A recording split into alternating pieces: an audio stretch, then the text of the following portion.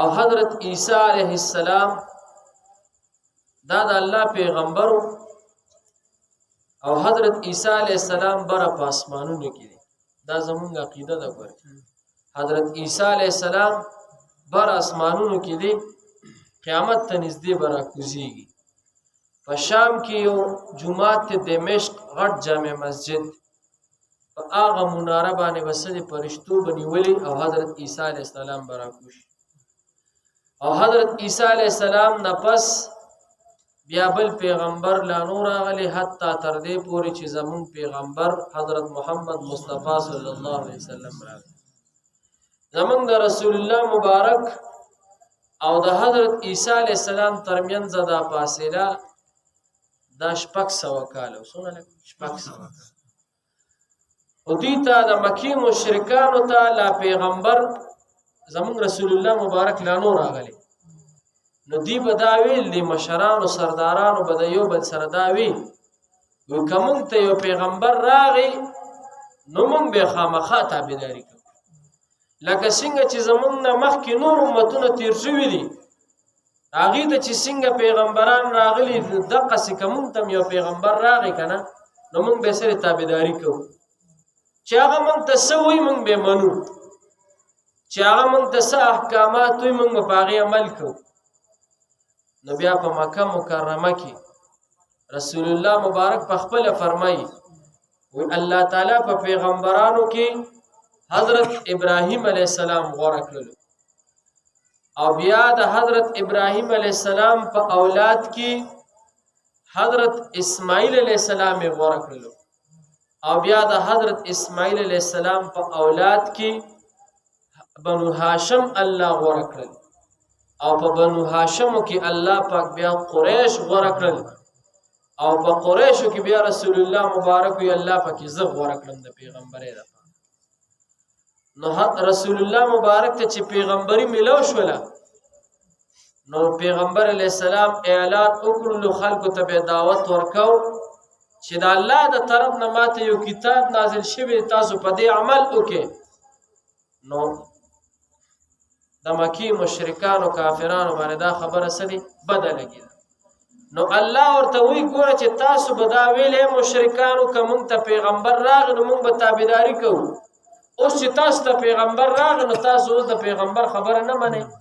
الله ورته خپله خبره یادې دي آیات کې، تاسو به چې دا ویل چې مونږ به د پیغمبر احکامات منو، مونږ ته چې پیغمبر راشي چې څه وي مونږ به تابعداري کوو، اوس تاسو د هغې نه انکار کوئ.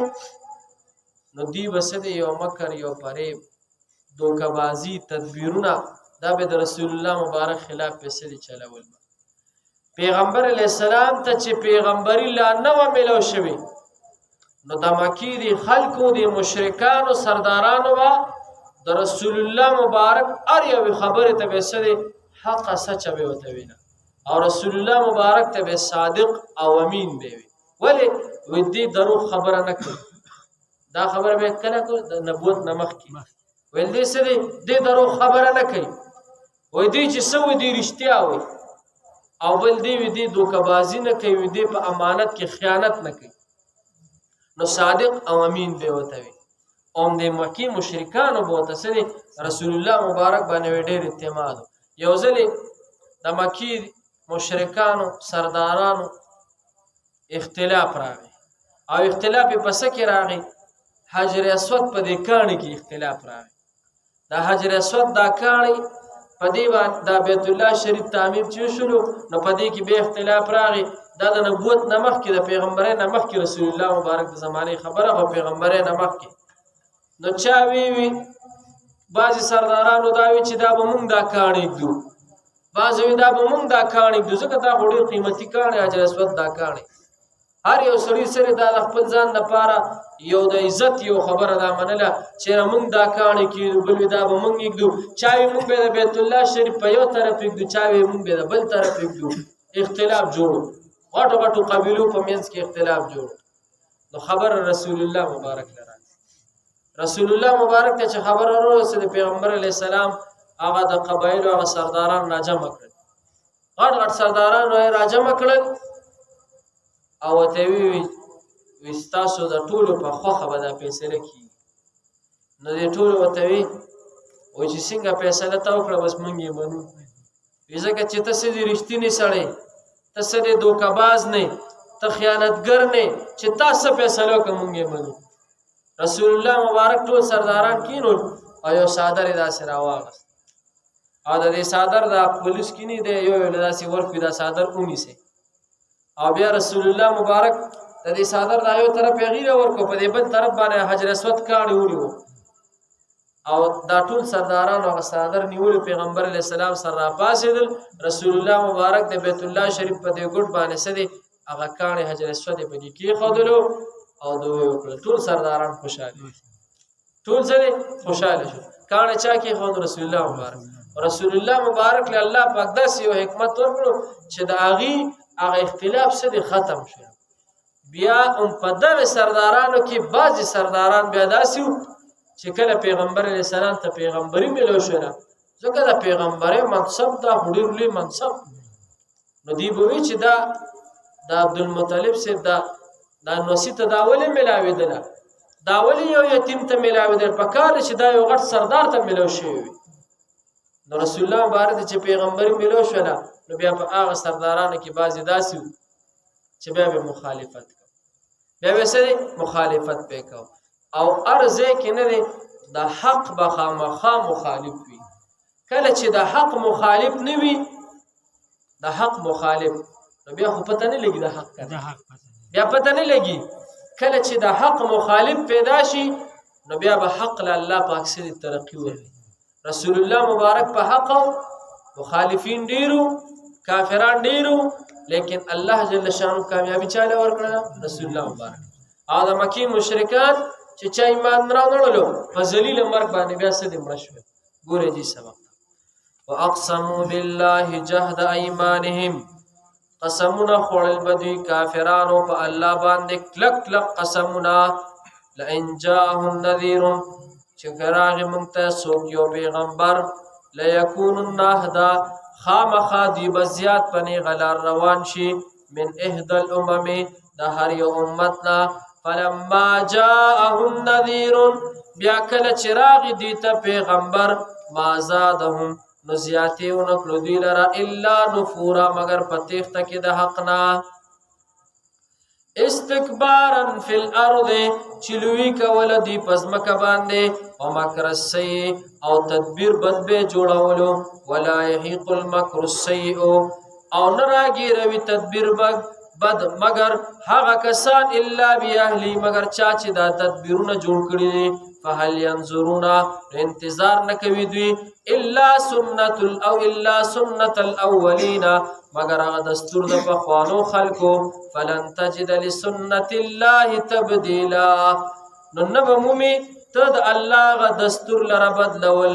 ولن تجد لسنت الله تحویلا او نه به مومي ته د الله جل شانه هغه دستور اړون کې یا بدلیدل.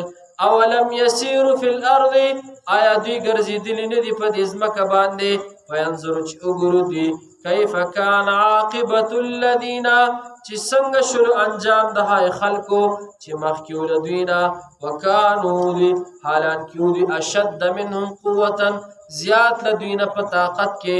وما کان الله او نه دی د الله لیعجزه من شیء داسې چې عاجز کړي هغه لره څه شی فی السماوات په اسمانونو کې، ولا فی الارض او نه په ځمکه کې، یعنی د الله تعالی قوت والا ذات دی. انه بشک الله تعالی کان دی علیما خبردار قدیر و قدرت والا. ولو یؤاخذ الله الناس کچری نیول وکړي الله خلق لرا بما په هغه څه باندې کسبو چې دي کوم عملونه کړی دي، ما ترک علی ظهرها من دابه نو پری بنک دي د ځمکې په شا یو ګرځېدونکي شیز هم، ولکن یؤخرهم لیکن الله مهلت ورکوي دوی ته الی اجل مسمى تر یو نیټې مقرر پورې. فاذا جاء اجلهم بیا چې کله راشي نیټه د دوی، فإن الله كان بعباده بصيرا نو بشک الله دې په خپل بندګانو باندې لیدونکي. صدق الله. الحمد لله رب العالمين والعاقبة للمتقين والصلاة والسلام على أشرف الأنبياء والمرسلين وعلى آله الطيبين وعلى آله وأصحابه أجمعين. خدای پاک مونږ چې دا کوم درس ویل الله په خپل دربار کې قبول کړي. خدای پاک مونږ ټول ته په اجرونو ثوابونه راکړي. یا الله د خپل رضا سبب وګرځي. خدای پاک دا ناس کوم ملګری مشران کشران دي چا سم مشکلات ختم کړي، چا سم پریشانی ختم کړي، چا کورونه کې بیماری ختم کړي. خدای ګرمي ډېره زیاته یا الله په خپل فضل سره دا ګرمي کم کړي. یا الله دا ګرمي په خپل فضل سره کم کړي. خدای که زمون د خلکو د ګناهونو وجه نو خدای زمون ګناهونه معاف کړي. خدای زمون خطاګانې معاف کړي. یا الله زمون ګناهونو خطاګانو ته موږ ګوري. خدای ته موږ سره د خپل رحمت معامله وکړي. یا الله ته موږ سره د خپل احسان معامله وکړي. خدای د خیر او د رحمت کول یخ باران وکړي. یا الله د خیر سره بغیر د طوفانونو خدای د خیر او د رحمت سره یا الله کول یخ باران وکړي. دا موسم یا الله ته په خپل قدرت سره یخ کړي. یا الله ډیره ګرمي ده خدای په مخ د ځمکه ستا بندګان دي خدای پاک، زناور دي، ماشومان دي، انسانان دي. خدای تکلیف ته یا الله دا ګرمي په خپل فضل سره کم کړي. یا الله دا موسم په خپل فضل سره یخ کړي. وصلی الله تعالی علی خیر خلق محمد و آله و صحبه اجمعین برحمتک یا ارحم الراحمین.